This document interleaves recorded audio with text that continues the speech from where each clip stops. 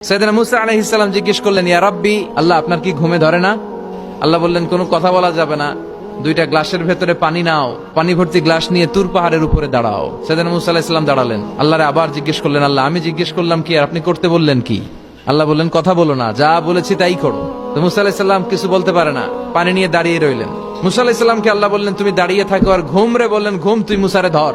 ঘুম যে এবার সাইয়েদনা মুসা আলাইহিস সালামকে ধরেছে, উনি ঘুমের ধাক্কায় আর থাকতে পারেন না, একবার ডানে যায় আরেকবার বায়ে যায়। ঘুমের ধাক্কায় হঠাৎ করে কাত হয়ে পড়ে যায় আর গ্লাসগুলো মাটিতে পড়ে খান খান হয়ে ভেঙে যায়। আল্লাহ ডেকে বললেন, মুসা বেশি কিছু হেফাজতের তো দায়িত্ব দেই নাই, শুধু দুইটা গ্লাস হেফাজতের দায়িত্ব দিয়েছি। ঘুমের কারণে এগুলোর হেফাজত করতে পারো নাই, ভেঙে খান খান হয়ে গিয়েছে। আমি যদি তোমাদের মতো ঘুমিয়ে যেতাম তাহলে পৃথিবীর সাথে সূর্য লেগে, সূর্যের সাথে চন্দ্র লেগে গোটা মহাবিশ্বটা এভাবে গ্লাসের টুকরার মতো খান খান হয়ে যেত রে মুসা।